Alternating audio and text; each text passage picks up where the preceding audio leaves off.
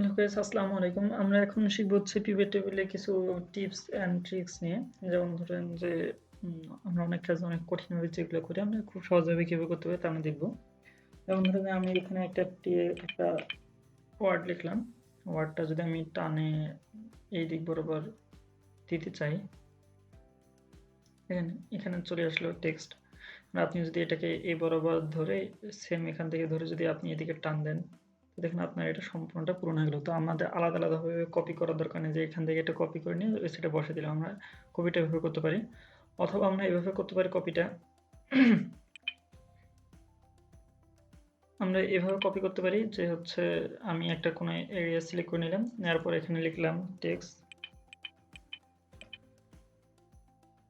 আমি এখানে টেক্সট লিখলাম। টেক্সট লেখার পর যদি আমি কন্ট্রোল চাপে যদি ইন্টার দেই, তো দেখেন অটোমেটিক্যালি সম্পূর্ণটা ফিল হয়ে যাবে। এইভাবে আমরা খুব শর্টকাটভাবে কপি করতে পারি। তো তারপর দেখেন আমরা ধরেন যে আপনার আজকে কেউ হুট করে আপনাকে বলতেছে যে আচ্ছা ডেটটা কত, এখন আজকে ডেট তারিখ কত। তেমন কোনো কিছু না, আপনি যদি কন্ট্রোল চাপে সেমিকোলন বাটনটা এল এর পাশে যে সেমিকোলন বাটনটা আছে ওটা যদি চাপ দেন, দেখেন ডেটটা চলে আসে। আবার আপনি যদি আরেকটা সেল নেন, আরেকটা সেল নিয়ে আপনি হচ্ছে কন্ট্রোল শিফট আবার সেমিকোলন বাটনটা চাপ দেন, ও কয়টা বাজে সেটা চলে আসবে। তো দেখেন আমি এখানে নাহলে এখন বুঝতে পারতেছি যে মাসটা হচ্ছে এখানে হচ্ছে কোনটা তারিখ কোনটা মাস হলো বোঝা যাচ্ছে না, 2/12 কোনটা তারিখ কোনটা মাস বোঝা যাচ্ছে না। তো এইভাবে সহজভাবে বোঝার জন্য আপনারা কি করবেন, কন্ট্রোল শিফট হ্যাশ যদি আপনি চাপে দেন, দেখেন এখানে চলে আসছে 12 ফেব্রুয়ারি 2022। এভাবে আমরা খুব শর্টকাটে ভাবে কাজ করতে পারি। তো দেখেন আমি যদি কোনো একটা সংখ্যা এখানে ধরলাম, এখানে 1 একটা এন্টার করলাম। এন্টার করার পর আমি এখন এটা হচ্ছে সিরিজ আকারে ফিল করবো। আমরা এভাবে করতে পারি যে 1টা এভাবে কপি করলাম, দেখেন এখানে সবগুলোতে 1 চলে আসছে, এভাবে টান দিলে 1 চলে আসবে। তো আপনি যদি এখানে যাওয়ার পর এখানে যদি যান, এখানে দেখেন কোথায় আসলাম, এখানে আসার পর এই বাটনটাতে ক্লিক করে দেখেন ফিল সিরিজ যখন আসবে আপনি জাস্ট এটা চাপ দিবেন, দেখেন অটোমেটিক্যালি সম্পূর্ণ সিরিজে কমপ্লিট হয়েছে। তো আপনি যদি এখানে একটা আবার 9 দিই, 9 দেওয়ার পর তারপরে যদি এটাকে এভাবে টান দেই, তো দেখেন সম্পূর্ণ 9 কপি হয়ে আসছে। তারপর আপনি যদি এখানে ফিল ফরম্যাট দেন তবুও হবে, অথবা ফিল সিরিজ মানে আপনি যদি কোনো কিছু এখানে ফরম্যাট যদি কপি করতে চান তবুও পারবেন। ফরম্যাট কি আমরা আগের ভিডিও আমরা সব দেখে আসছি। তো এখানে ফিল সিরিজ দিলাম, সিরিজ ভাবে চলে আসছে। এখন ধরেন যে আপনি এটার খুব শর্টকাটে কিছু একটা দেখতে যাচ্ছেন যে আসলে এতটুকু ভ্যালুর মানে কোথায় কি আসে। দেখেন আমরা যদি এটাতে চাপ দেই, এখানে অনেক কিছু চলে আসে, ফরম্যাটিং আইকন, ডাটা বার, তারপর কালার, তারপর হচ্ছে আইকন টেস্ট, আইকন কোনটা হাইয়েস্ট কোনটা লোয়েস্ট কোনটা শেষের দিকে গ্রেটার দেন লেস দেন কোনটা হচ্ছে বেশি কোনটা কম, তো সব চলে আসছে। টপ টপ 10% আমরা বের করছি আগে, তো ক্লিয়ার ফরম্যাট আপনি দিতে পারেন। এখান থেকে আবার চ্যাটে যেতে পারেন, চার্টে গেলে দেখেন আপনার সম্পূর্ণ টেবিলটা এরকম একটা টেবিলে নিয়ে এখানে সম্পূর্ণ একটা চার্টে দেখা দিচ্ছে, এবার চার্টে দেখা দিবে। তারপর আপনি যদি টোটালে যান, টোটাল দেখেন আমি যদি সামে নিয়ে আসি, তো আমাদের নিচে এখানে আসতেছে সাম, এখানে আমি যদি সাম দিই এখানে নিচে সাম চলে আসছে, যদি 120 240 এখানে টোটাল সাম চলে আসছে। আমরা যদি সাম না দিয়ে যদি আরো দেই যে অ্যাভারেজ দেই, দেখেন অ্যাভারেজ চলে আসছে 8 16। অ্যাভারেজ এই সিরিজের অ্যাভারেজ হচ্ছে আপনার 8, আর এটার এই কলামের অ্যাভারেজ হচ্ছে আপনার কত 16। কাউন্ট এখানে কয়টা নাম্বার আছে, এখানে 15টা নাম্বার আছে, এখানে 15টা নাম্বার আছে, অটোমেটিক্যালি কাউন্ট করে দিচ্ছে। টোটাল পার্সেন্টেজ এই দিকে লেফট সাইডের কলামে 33%, 67%, মানে আপনি এখান থেকে খুব সহজে দেখতে পাচ্ছেন। তাইলে আপনি এখান থেকে ক্লিক করে আপনি মানটা নিয়ে নিতে পারবেন। এখানে যদি আমি সাম দেই, দেখেন আপনার এই বরাবর কত সাম আসতেছে, দেখেন দুই দিক বরাবর আপনার সামটা দেখা যাচ্ছে। এই সামটা শুধু কি নিচের দিকে দেখা যাচ্ছে, কলাম বরাবর সামটা দেখা দিচ্ছে। আর এই সামটা কি করতেছে, আপনার দুই দিক বরাবর সামটা দেখা যাচ্ছে। এদিকে আরো আছে, যদি আমি এই অ্যাভারেজ কাউন্ট, তো আসলে টোটাল পার্সেন্টেজ এর রানিং টোটাল কোন দিকে কত আছে, টোটাল রানিং আপনার সবগুলা করে দিচ্ছে পার্সেন্টেজ অনুযায়ী। দেখেন আপনার টোটাল পার্সেন্টেজটা দেখা দিচ্ছে যে আসলে কোনটা কত পার্সেন্ট টোটাল আছে। এভাবে আমরা খুব সহজেই জাস্ট আমরা কি করলাম, কিচ্ছুই না, আমরা জাস্ট এটা কপি করে নিব। এই যে কপি করে নিলাম, কপি করে নেওয়ার পর আমরা জাস্ট এখানে যদি ক্লিক করি, তো দেন আমরা এখান থেকে ইউজ করতে পারতেছি। কোথায় কত কি হচ্ছে না হচ্ছে আমরা সম্পূর্ণ এই যে এখানে পাশে কিন্তু লেখা ওঠে পাশে কিন্তু লেখা উঠতেছে। যদি আপনি পাশে আরেকটা কলাম সিলেক্ট করে নেন, তো পাশে লেখা উঠবে যে রানিং টোটাল, দেন সাম কোথায় কি বের হচ্ছে না হচ্ছে, কাউন্ট এখানে লেখা উঠতেছে কাউন্ট। দেখেন এখানে কাউন্ট, এখানে হচ্ছে 0 15 15 0, এখানে দেখছেন অটোমেটিক্যালি কাউন্ট করে দিচ্ছে। আমরা খুব সহজেই এসব দেখতে পাচ্ছি। তো এখানে দেখেন যে যদি আমাদের মাঝখানে কোনো রো অথবা সেল, রো অথবা কলাম আমাদের অ্যাড করতে হয়, তখন দেখেন আমরা কিভাবে অ্যাড করতে পারি। এমনি স্বাভাবিকভাবে এখানে একটা সাইডে যে চাপ দিই, চাপ দেওয়ার পরে ইনসার্ট দিলে তবু হবে। যেমন ধরেন যে আমি যদি এর সামনে এটা এই রাইট ক্লিক করার পর যদি ইনসার্ট চাপ দিই, আমি যদি মাউসের এখানে নিয়ে যাওয়ার পর রাইট ক্লিক করলাম, রাইট ক্লিক করার পর ইনসার্ট চলে এসেছে, আমি এখান থেকে একটা ইনসার্ট করতে পারি। তবে এভাবে ইনসার্ট না করে আমাদের একবার আমাদের এরকম মাঝখানে আরো 7টা-8টা কলাম লাগবে। আমাদের এরকম 7টা-8টা এরকম কলাম লাগবে। তো 7টা-8টা কলামকে আমরা এইভাবে একটার পর একটা সিলেক্ট করবো, একটার পর একটা সিলেক্ট করবো না। আমরা হচ্ছে সবগুলো এভাবে একবারে সিলেক্ট করে নিলাম। আমাদের 3টে কলাম লাগবে, ধরলাম আমাদের 3টে কলাম লাগবে। 3টা কলাম এর জন্য আমরা এখন কি করব, কন্ট্রোল সিলেক্ট করবো, যে আমাদের যে 3টে কলাম লাগবে 3টে কলাম সিলেক্ট করবো। সিলেক্ট করার পর, সিলেক্ট করার শেষের পর আমরা যদি কন্ট্রোলের পর যদি প্লাস বাটন দেই, তো দেখেন 3টা রো সিলেক্ট হয়ে গেছে। এখন আপনার আরো লাগবে, 6টা লাগবে। 3টা সিলেক্ট করে নিয়েছেন, কন্ট্রোল প্লাস আর একবার যদি প্লাস বাটন চাপ দেন, দেখেন 3টে করে আপনার কলাম ইনসার্ট হয়ে যাচ্ছে। সেম সেম কাজ আপনি আপনার রোতেও করতে পারবেন। রোতে যেমন ধরেন আপনি আপনার এই 3টা কলাম রো লাগতেছে আপনার, আপনি যদি আবার কন্ট্রোল প্লাস চাপ দেন, তো দেখেন আপনার 3টা কলাম 3টা রো ইনসার্ট হয়ে গেছে। এখন খুব সহজে হচ্ছে কলাম অথবা রো ইনসার্ট করতে হবে, নতুন কলাম নতুন রো ইনসার্ট করতে পারতেছি।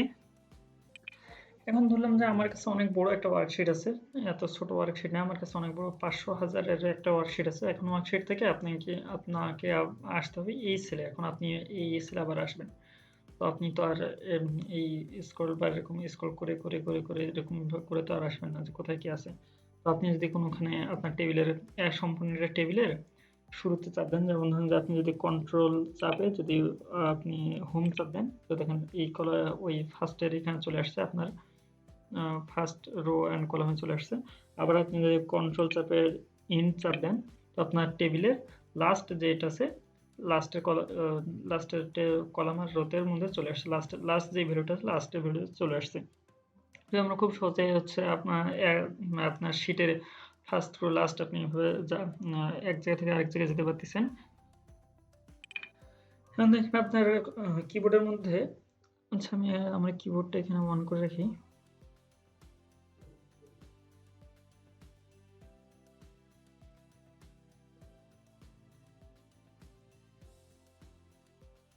আপনাদের দেখার সুবিধার্থে তাহলে দেখতে পাচ্ছেন যে হচ্ছে আমি কোনটা প্রেস করতেছি না করতেছি। দেখেন আমার কিবোর্ডের, আপনি যদি আপনার কিবোর্ডের মধ্যে পেজ আপ বাটনটা চাপ দেন, পেজ আপ বাটনটা যদি আপনি চাপ দেন, অথবা পেজ ডাউন বাটনটা আপনি যদি এখন পেজ ডাউন বাটনটা চাপ দেন, তো দেখেন আপনার একটা করে পেজ নিচে চলে আসতেছে, একটা করে পেজ উপরে নিচে চলে আসতেছে। একবারে আপনি ধরেন যে আপনি এই পেজটা নিচের পেজে যাবেন, দেখেন একবারে অনেকগুলো কলাম 23 থেকে শুরু করে 40 পর্যন্ত চলে। আবার যদি আপনি পেজ ডাউন দেন, আবার নিচের পেজে চলে আসছে। এভাবে আমরা খুব সহজে এক পেজ থেকে আরেক পেজে যেতে পারি। ধরেন যে অনেকগুলো যদি আপনার ডাটা থাকে, তাহলে এভাবে খুব সহজে পেজ আপ পেজ ডাউন করে আমরা হচ্ছে একখানা থেকে আরেকখানে চলে যেতে পারি। তো দেখেন আপনি এখন হচ্ছে আপনি কোন একটা সেল সিলেক্ট করলেন, ধরেন যে আপনি এই সেলের আপনি হচ্ছে আপনার টেবিলের একদম এই সেল যেটা সিলেক্ট করছে এই সেলের আপনি একদম এইখানে চলে আসবেন।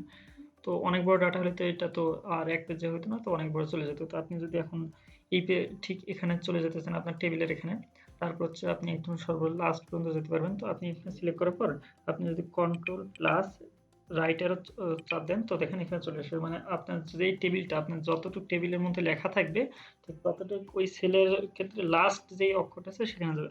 এখন আপনি যদি আবার কন্ট্রোল প্লাস আবার যদি রাইট অ্যারো চাপ দেন, তো দেখেন আপনার নেক্সট আরেকটা পেজের একদম শেষটা চলে আসছে। আবার আপনি যদি control plus left arrow check দিয়ে চাপ দেন, তো এখানে চলে আসতেছে। আপনি যদি আবার কন্ট্রোল প্লাস আপ অ্যারোতে চাপ দেন, তো দেখেন আপনার আপের মানে লাস্টের এখানে যে লেখাটা আছে আপনার টেবিল পর্যন্ত যাবে। তারপর আপনি যদি আরেকবার চাপ দেন কন্ট্রোল প্লাস আপ অ্যারো, তো দেখবেন একদম হোম বাটনে আপনার প্রথম বাটনে চলে যাচ্ছে। এভাবে আপনারা খুব সহজে এক জায়গা থেকে আরেক জায়গায় অনেক বড় ডাটা হলে আমরা খুব সহজে এক জায়গা থেকে আরেক জায়গায় এভাবে নিয়ে যেতে পারি আমাদের। এখন মনে করেন আপনার ডাটা নিচে পর্যন্ত এতদূর পর্যন্ত চলে আসছে। তো এতদূর আপনি যদি এই সম্পূর্ণ কলামটা যদি আপনি সিলেক্ট করতে চান, ধরেন যে আপনি যে কলামে আছেন এই কলামটা আপনার সম্পূর্ণটা সিলেক্ট করে কোনো একটা ফরম্যাট অথবা আমরা অনেক কিছু এন্টার করি, তো এই সম্পূর্ণ কলামটা অটোমেটিক্যালি সিলেক্ট করতে যাচ্ছেন, আপনার মাউসটা হাতের কাছে নেই, তো আপনি কি আবার মাউসটা নেবেন আবার এখানে যাবেন তা না। আপনি যদি কন্ট্রোল চাপে যদি স্পেস বার চাপ দেন, তো দেখেন আপনার সম্পূর্ণ কলামটা সিলেক্ট হয়ে যাচ্ছে। আবার যদি আপনি কন্ট্রোল এই শুধু রোটা সিলেক্ট করতে চান, তাহলে আপনি চাপ দেবেন কি শিফট স্পেস বার, দেখেন আপনার সম্পূর্ণ রোটা সিলেক্ট হয়েছে। এভাবে আমরা কন্ট্রোল অথবা শিফট চাপে স্পেস বার যদি চাপ দিই রো অথবা কলাম, ওই যেটা আমরা সিলেক্ট করবো ওই সিলেক্টেড আইটেমের রো অথবা কলাম সিলেক্ট হয়ে যাবে অটোমেটিক্যালি। এখন মনে করেন যে আপনার কোনো একটা ডাটার মধ্যে আপনার ২-৩টা জায়গা থেকে আপনার হচ্ছে কোনো একটা জিনিসের সাম বের করবেন। যেমন ধরলাম যে আমি এখানে একটা সাম বের করব। এখানে আমার এখানে কিছু সংখ্যা আছে আর আমার এই যে এখানে কিছু সংখ্যা আছে। তো আমি হচ্ছে সামটা বের করব ঠিক এখানে। তখন আমি যদি সাম বের করতে যাই, প্রথমে ইকুয়াল দিলাম, ইকুয়াল দেওয়ার পরে আমি যদি সাম দেই,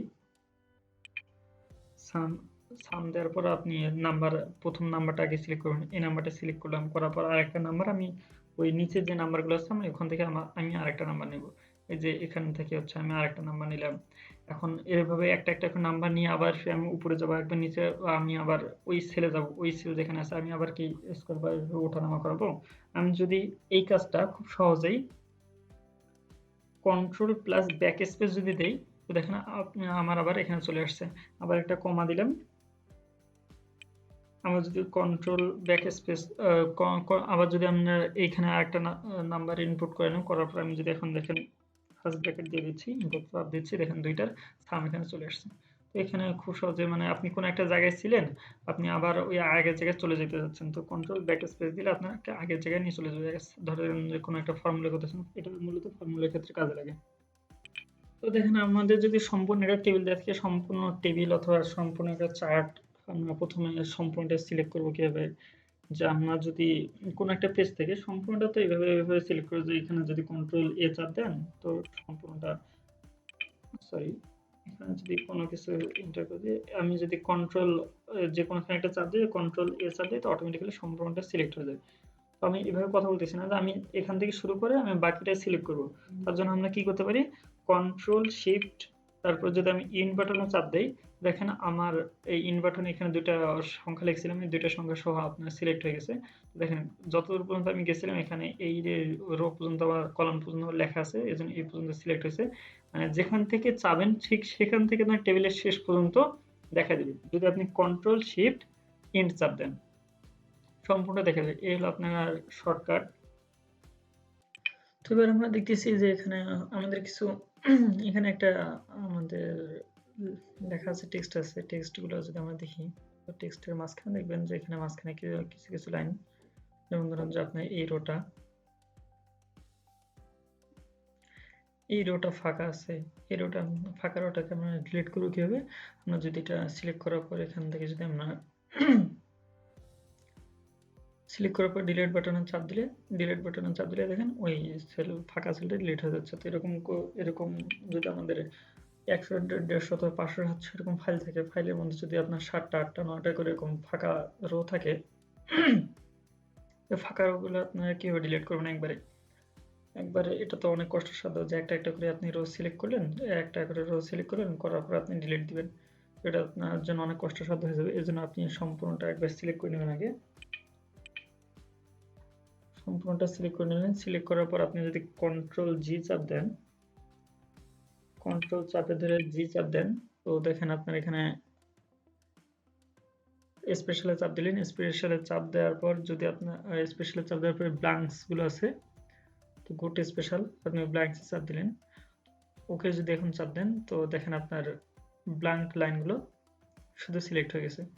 ব্ল্যাঙ্ক লাইনগুলো যদি আপনি এখন ডিলিটে চাপ দেন, আপনি যদি এখন ডিলিটে চাপ দেন, তো আপনি দেখেন ব্ল্যাঙ্ক ফাইলগুলো একবার ডিলিট হয়ে গেল।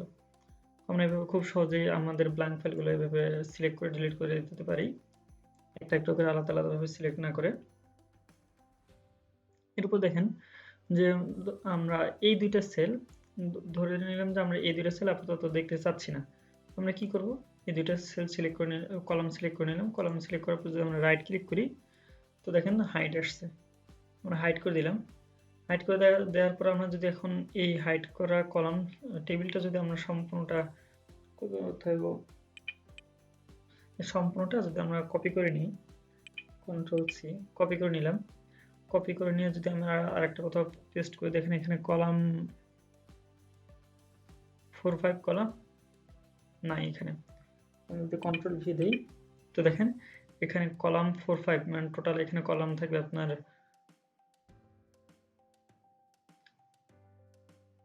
এখানে কলাম 4-5 নাম্বার কলামও চলে আসছে। তো আমরা যদি কখনো এরকম ইচ্ছা যে না আমরা যেটা হাইড করছি আমরা সেই হাইড করা ফাইলটা আমরা নিব না, যে আমরা দেখেন 3-4-5 কলামটা আমাদের হাইড করা আছে, বাট আমরা এখানে আমরা যদি কপি করে পেস্ট করি তো দেখেন 4-5 নাম্বার কলামও চলে আসছে। তো আমরা যদি চাই যে না আমরা ওই হাইড করা অংশটুকু নিব না, তো আমরা এখান থেকে যদি অল্টার সেমিকোলন চাপ দেই তো দেখেন এখানে একটা বর্ডারের মতো তৈরি হয়ে গেছে। তো এই জিনিসটা এখন আর কপি করলে কপিটা আসবে না। দেখেন আমি যদি এই অবস্থায় এখন কপি করি, কন্ট্রোল সি, কপি করি, কপি করার পর যদি আমি এখানে যদি পেস্ট করি, কন্ট্রোল ভি, আমি যদি পেস্ট করে দিই তো এখন দেখবেন যে আমার টোটালি 4-5 কলাম, দেখেন এখানে 9টা কলাম টোটাল, বাট আমাদের মেইন শিট আছে কটা, 11টা কলাম। তার মানে কি ওই বাকি 4 আর 5 নাম্বার কলামটা অটোমেটিক্যালি এখান থেকে এখানে আর কপি হয়নি। এটা বুঝতে পারছেন আমরা কিভাবে হচ্ছে সহজে যে লাইনগুলো আমরা হাইড করে দিব, হাইড করা লাইনগুলো বাদ দিয়ে আমরা সম্পূর্ণটা কপি করে ভাবে এক জায়গা থেকে আরেক জায়গায় নিয়ে যেতে পারি। এরপর আছে এরপর ধরেন যে আমি কিছু কয়েকটা লাইন লিখব। আমি স্টাডি ম্যাটেরিয়াল বিডি লিখে আমি আমি এটাকে কপি করে নিই।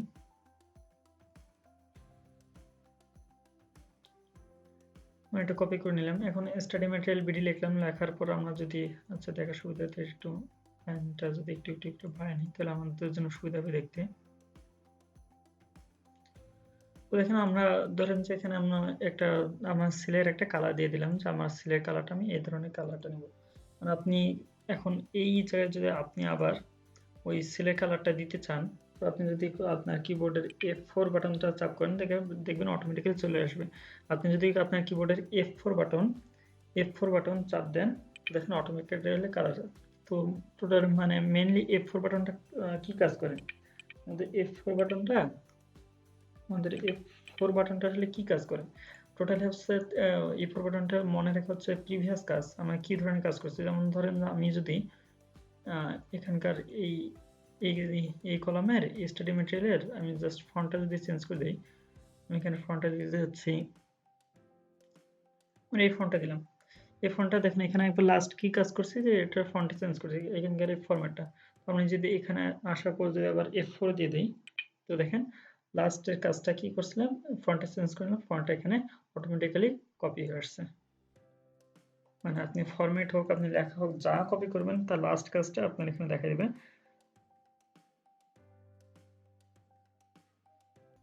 এখন যদি আমরা কোনো ওখানে এরকম দুইটা কলামে একটা কলামে দুইটা রোতে দুইটা ওয়ার্ড লিখে রাখলাম। যেমন ধরেন আমি যদি লিখি স্টাডি,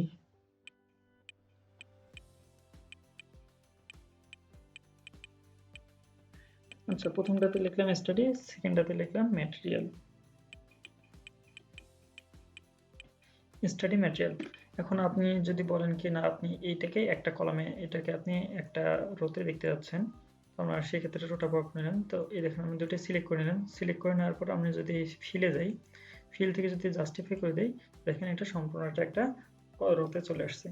এভাবে বিভিন্ন কলামের লেখাকে আমরা একবারে যদি কেউ এরকম বলে কি আমাকে টোটালি আপনার টেবিলে হেডার ফাইলগুলো অথবা আপনার টোটালি যা নামগুলো আছে আপনি তার নামগুলো আমাকে এরকম জাস্টিফাই করে দেন অথবা তাদের নামে লিস্ট করে দেন, আপনি সোজা এরকম কপি করবেন, কপি করার পর ফিল করবেন, ফিলে যাবেন, ফিলে যাওয়ার পর যদি আপনি জাস্টিফাই করে দেন জাস্টিফাই করে দেন, সম্পূর্ণটা আপনার একটা কলামে চলে আসবে।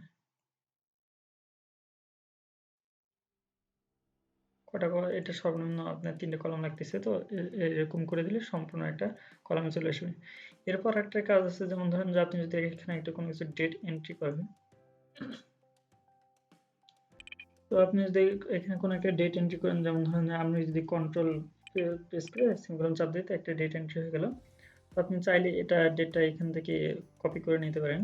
যেমন ধরেন যে আপনি এখান থেকে ডেটটা কপি করতেছেন, তারিখ অনুযায়ী দেখেন যে আপনার এখানে তারিখ অনুযায়ী কপি হচ্ছে, যে আপনার 2 তারিখ 12 13 14 15 16, এখানে হচ্ছে আপনার তারিখটা মাঝখানে, মাস হচ্ছে 2 আর হচ্ছে তারিখ হচ্ছে মাঝখানে। তো দেখেন 12 13 14 15 16 17 18 এরকম তারিখটা আপনি চাইলে এখান থেকে কাস্টমাইজ করে নিতে পারেন। যেমন ধরেন যে এখানে ফিল্ড সিরিজ ঠিক আছে, আপনি এটা ডেতে আছে, আপনি যদি চান যে না আপনি এটা মান্থলি দেখতে যাচ্ছেন, তো আপনি মান্থ সিলেক্ট করে দিলেন। দেখেন আপনার মান্থলি ডেটটা শো করতেছে, আপনার হচ্ছে মান্থটা ঠিক থাকতেছে, যে মান্থ আপনার 12 থাকতেছে, তারপর আপনার ডেটগুলো দেখেন চেঞ্জ হয়ে যাচ্ছে।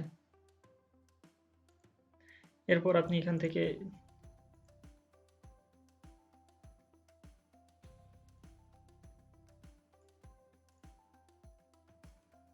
এভাবে চাইলে আপনি ডেট ফিল্টার ইউজ করতে পারতেছেন। তো এরপর আমরা যদি দেখি, এরপর আমরা যদি প্যাটার্নটা দেখি, যেমন আমরা যদি এখানে লিখি 30, তারপর লিখলাম 60, তো দেখেন আমি যদি এই একটা প্যাটার্ন চলে আসলো, যে আমি 30 করে গ্যাপ দিচ্ছি এখানে, আমি এটা কি করবো, এটা সিলেক্ট করে নেবো, নেওয়ার পর যদি আমরা টোটালি এটা ড্র্যাগ করে টানে এরকম ছাড়াই দিই, দেখেন আপনার প্রতিটাতে 30 করে গ্যাপ থেকে একটা প্যাটার্ন তৈরি হচ্ছে। আমরা এইভাবে খুব সহজে প্যাটার্ন এগুলো সিরিজ অনুযায়ী তৈরি করতে পারি। অথবা আমি এখানে দেখলাম নাম্বার 1 দেওয়ার পর আমি হচ্ছে তারপরটাতে দিলাম 2, সরি, তারপরে দিলাম 2 যদি দিয়ে দিই, দেখেন এখানে অটোমেটিক্যালি একটা প্যাটার্ন, আমি যদি এখন এটা সরি এখানে যদি আমি কপি করার পর এটা যদি নামাই দিই, দেখেন অটোমেটিক্যালি আপনার সিরিজ অনুযায়ী চলে আসছে। তো অনেক ক্ষেত্রে এরকম হয় কি, যে হচ্ছে আপনি কোনো কিছুর 2 ঘর পর পর আপনি কোনো কিছু এটা কাউন্ট করতে যাচ্ছেন, তখন এটা অটোমেটিক্যালি, এই যে আমি এখানে 30 60 দিয়ে দিলাম, এটা অটোমেটিক্যালি একটা প্যাটার্ন সিলেক্ট করে নেওয়া যায়। আপনি কত রুম পর্যন্ত নিতে যাচ্ছেন, আপনি এখান থেকে এটা সিলেক্ট করতে পারেন, যে আপনার কতটুকু লাগবে। আপনি যদি এখানে ফিলে যান, ফিলে যাওয়ার পর এখানে সিরিজ থাকে, সিরিজে যদি জানতে আপনি কাউন্ট করে কত দূর পর্যন্ত নামাতে যাচ্ছেন, এখানে জাস্ট স্টপ ভ্যালুটা লিখে দেবেন। আপনি ধরেন যে থামাতে যাচ্ছেন 7-এ, এখানে ক্লিক করলে আপনার অটোমেটিক্যালি এটা 7-এ চলে আসবে। আমি একটা সিলেক্ট করে নিয়ে দেখি এখানে আসেনি, আমার নিচে অলরেডি আমার মার্ক আছেই, এর জন্য আর কি। এনাদের একটা গুরুত্বপূর্ণ হচ্ছে আপনার ফর্মুলা আছে, যেমন যে এটা না আলোচনা না করলে না, সেটা হচ্ছে ভিলুকআপ। তো ভিলুকআপের থেকে সবচেয়ে জনপ্রিয় হচ্ছে আপনার পিভট টেবিল। তো পিভট টেবিল ফর্মুলা না, পিভট টেবিলে আপনার একটা ইনসার্ট অপশন, একটা হচ্ছে পিভট টেবিলে নিয়ে আপনি আরো সহজে কাজ করতে পারেন। কিন্তু ধরেন যে আপনার ছোট কাজের জন্য তো পিভট টেবিল আলাদাভাবে বের করবেন, তারপর সেট আপ করবেন। তার থেকে আপনি যদি ভিলুকআপের ব্যবহারটা জেনে থাকেন, যেমন ধরেন যে আপনি যদি ভিলুকআপ ইউজ করতে চান, তো আপনি এখান থেকে ইকুয়াল টু দেওয়ার পর ফর্মুলা দিবেন VLW, দেখেন VLOOKUP চলে আসছে। VLOOKUP চলে আসার পর আপনি এখন এখানে বলতেছি lookup value, lookup table, lookup array. আপনি যদি এখান থেকে এটা সিলেক্ট, এই যে FX যদি দিয়ে দেন, এখানে ফরম্যাটটা চলে আসছে। ওই যা ওখানে যা চাচ্ছিল এখানে তাই জাস্ট ছক আকারে বলতেছে। তো লুকআপ ভ্যালু মানে আপনি লুকআপ ভ্যালু বলতে হচ্ছে আপনি মানে কোন জিনিসটার ডাটাটা চেক করতে যাচ্ছেন।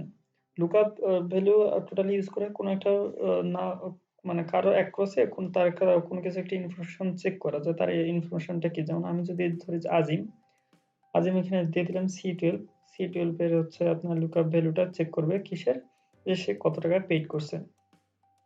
টেবিল অ্যারে, বলতে আপনার মানে কতটুকু ডাটার মধ্যে খুঁজে বের করতে যাচ্ছেন। আমি এখানে সিলেক্ট করে দিলাম যে আমার এতটুকু ডাটা লাগবে, যেহেতু এতটুকুর মধ্যে পেইড আছে, আমি এতটুকু দিয়ে দিলাম যে টেবিলের এতটুকু।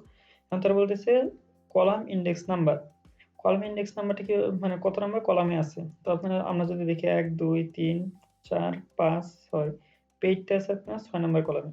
আমি জাস্ট এখানে নাম্বারটা দিয়ে দিলাম, নাম্বার 6 নাম্বার কলাম। আপনি রেঞ্জ লুকআপে লিখে দিবেন কি ফলস, ফলস। এখন যদি আপনি এন্টার করে দেন, তো দেখেন আপনার চলে আসছে 5000। তো দেখেন আজিমের পেইড হচ্ছে আপনার 50। তো এভাবে আপনি চাইলে বিভিন্ন ধরনের আরো ইউজ করতে পারেন। যেমন আমি যদি এটা ড্রাগ করে দিয়ে দেই, আজিমের পরে যারা আছে, আজিমের পরে আমি তো দিয়ে দিয়েছিলাম C5 এ। তো আজিমের পরে যারা আছে তাদেরটা টোটালি এরকম দেখা দিচ্ছে যে 500, 600, তারপরে 600, 700, 800, 900 দেখেন অটোমেটিক্যালি আজিমের পরে যারা আছে তাদের হচ্ছে সবারে টোটাল পেইড এর কি কতটুকু পেইড করছে এটা দেখা দিচ্ছে। এটা হলো আপনার VLOOKUP এর কাজ। VLOOKUP মূলত মেইনলি কাজ করা হয় আপনার কোনো কিছু সার্চ করার ক্ষেত্রে। ধরেন যে অনেক বড়, বড় ডাটা, এখানে তো নাহলে আমরা দেখতেছি এত ছোট একটা ডাটা। না আসলে ডাটা তো এত ছোট থাকে না। এক্সেল এর ক্ষেত্রে দেখা যায় যে মোস্ট অফ দ্যা টাইম হচ্ছে আপনার অনেক বড়, বড় ডাটা 500, 1000, 3000, 4000 এর মতো ডাটা থাকে। ডাটার মধ্য থেকে যদি আপনাকে খুঁজে বের করতে বলা হয় যে মোরশেদ যে আছে না, তার হচ্ছে আপনার কত টাকা পেড করছে, আপনি কিভাবে এখন সিলেক্ট করে দিবেন কোথায় কি যাচ্ছে, যাওয়ার পর খুঁজে বের করবেন তা না। আপনি যা চাবেন আপনি VLOOKUP টা ইউজ করে সহজে বের করতে পারবেন। এর থেকে হচ্ছে আপনার পিভট টেবিল আরো গুরুত্বপূর্ণ। তো পিভট টেবিল নিয়ে আমার একটা ভিডিও করাই আছে। ওখান থেকে আপনারা পিভট টেবিলটা দেখে নিতে পারেন। তো আজকে এখানেই এই পর্যন্তই। আশা করি আপনারা সবাই ভালো আছেন, ভালো থাকবেন। আমার যদি ভিডিওগুলো ভালো লাগে তো আপনি একটা লাইক দিবেন, সাবস্ক্রাইব করে রাখবেন চ্যানেলটা। আর যদি আপনার এর উপর এনাদের কোনো কোর্স করতে হয় অথবা এক্সেল এর এনাদের কোনো ভিডিও দরকার হয়, তো আমি নতুন ভিডিও আপলোড দিব। তার জন্য আপনি আপনার বেল আইকনটিতে চাপ দিয়ে রাখবেন যাতে সহজে আমার কোনো ভিডিও আপলোড দিলে আপনার কাছে চলে যায়, নোটিফিকেশন চলে যায়। আসসালামু আলাইকুম।